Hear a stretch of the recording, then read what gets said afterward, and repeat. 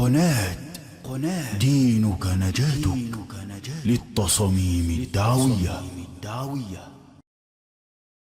أسعد الله أوقاتكم أعزائي المشاهدين، وأهلا بكم في هذه التغطية الخاصة لوصول 47 شخصا من ضيوف الرحمن الحجاج من دولة الجزائر إلى مطار الأمير نايف في القصيم، حيث كان عند إنهاء إجراءات الدخول تم اكتشاف أنهم تم خداعهم بإعطائهم تأشيرات حج غير صحيحة.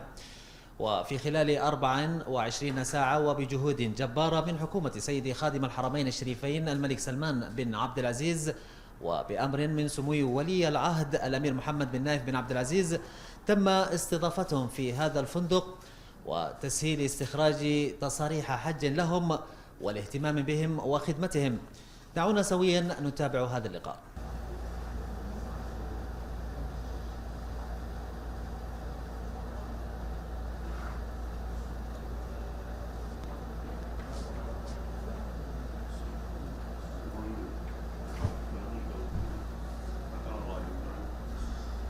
أحد الحجاج من دولة الجزائر، بالبداية تعرف على اسم الكريم؟ عبد الحي فردية. أستاذ عبد الحي، نتكلم على موضوع القصة اللي وصلتكم أنتم من الجزائر للقصيم، أبغاك تحكي لنا إياها بالتفصيل. القصة هي عندنا وكالة قال لنا أن أريد يعني باش الذهاب إلى الحج، ونحن عندنا سنوات ونجري بعملية القرعة ولم نتحصل عليها. فصاحب الوكالة قال لنا هناك تأشيرة إلى الحج، وفيه من قال له تأشيرة تجارية، لكن تأشيرة تجارية قال هي توصل إلى الحج. كي قال لنا باللي الفيزا هذه توصل إلى الحج. فالناس مشتاقين، وواحد عمره أمه عمره 70 سنة فما أكثر، ما حجتش، عندها 13 سنة وهي تعمل، فقبلوا الحجاج بنية الحج. وقال لكل الناس أن هذه الفيزا تؤدي إلى البقاع المقدسة لأداء فريضة الحج، يعني بدون ما نعرف تفاصيل أخرى. ممتاز. تفضل. وصلت هنا لمطار القصيم. نعم. واكتشفت أن التأشيرة ليس هم قالوا لنا ليست احنا. تعاملوا معنا بكل شفافية وبكل روح، كما يقولوا بكل روح مسؤولية وبكل إنسانية، قمة في الإنسانية، وبارك الله فيهم وشكرا جزيلا. كيف حلوا الموضوع حلوه عن طريق سمو ولي العهد حفظه الله، وأقدم له شكرا جزيلا، وأقدم له أن ندعو له ببركة العمر لا منتهية، وخاصة للحكومة وشعبا، وبالخصوص إلى خادم الحرمين الشريفين الملك سلمان حفظهم الله جميعا.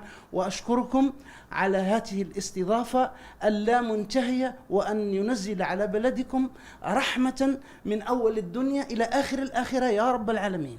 أنا عندي ما قلت معليش، أنا ما زلت صغير، لكن أمي عمرها 72 سنة وعندها سكر وعندها ضغط الدم، لكن هي أصبحت يعني في حالة أصبحت خفت عليها، يعني هذه هي الحقيقة.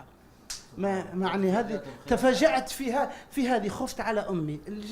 عندما الخبر جاء اليوم إلى أمي، والله الآن تذهب إليها، هي ما كما يقولوا باللغة الجزائرية ما حبستش من البكاء.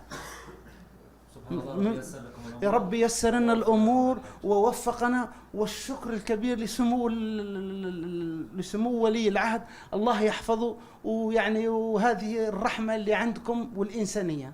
سيدنا استهلوا فينا وعطونا الدنيا كل هنا ماكلة، والدنيا كل ما خصنا حد شي ذات، وصلونا حتى هنا الطروبيلات، سهلوا فينا سهلة كبير ياسر، والحمد لله. الله ينصرهم ان شاء الله، وينصر المملكه ان شاء الله، والله يحفظهم ان شاء الله، والله يحفظ المسلمين الكل ان شاء الله، امين. كيف شفت المعامله؟ كيف شفت معامله كبيره ياسر، معامله فوق الحق، فوق ياسر خلاص، معامله اكثر من المعاملات الكل. ما حسيناش هكا بالمعاملات تجينا هكا انصر الملكه والمملكه. ونسأل الله عز وجل أن يحفظ ولي الأمر لهذه البلاد، وأن يحفظ ولاة أمورها والقائمين على هذه البلاد من ولاة أمور وعلمائها. نسأل الله عز وجل أن يحفظ بلد التوحيد والله ما رأينا إلا التوحيد في هذه البلاد. استقبال قاموا بنا والحمد لله رب العالمين، استضافونا، قدموا لنا كل الإعانة، رأينا كل الخير منهم. ونشكر الرجال الذي قاموا بنا في هذا البلد، ونسأل الله عز وجل أن يحفظ هذه الدولة وأن ينصرها على أعدائها. جئنا من الجزائر إلى هنا إلى المملكة قاصدين بيت الله الحرام، وإذا به عندما وصلنا إلى مطار القصيم تفاجأنا بأن التأشيرة التي معنا ليست تأشيرة حج. كيف تعاملت السلطة جزاهم الله عنا كل خير، تعاملوا معنا بكل أريحية، بكل طيبة، بحلاوة لسان وحسن استقبال، ما وجدنا منهم إلا خير. قالوا لنا أن هذه التأشيرة لا تؤدي إلى الحج، ولكن اطمئنوا سنسعى بقدر جهدنا أن نبلغكم مقصدكم. والحمد لله من المطار إلى الفندق، فندق في من أحسن الفنادق، تكفلوا بنا تكفل تام من مأكل ومشرب ومركد وكل شيء، وهذا يعود الفضل فيه إلى خادم الحرمين الشريفين، إلى ولي العهد، إلى كل العاملين بدون استثناء، من أبسط عامل إلى أرقى عامل، كلهم تعاملوا معنا بكل أريحية. لاحظنا أيضا سرعة العمل التي تمت فيه هذه الإجراءات، وهي أدرك جيدا أنها ليست بالسهلة، ولكن تعاملوا معنا بكل سرعة، بكل طيبة، بكل إنسانية، جزاهم الله عنا كل خير.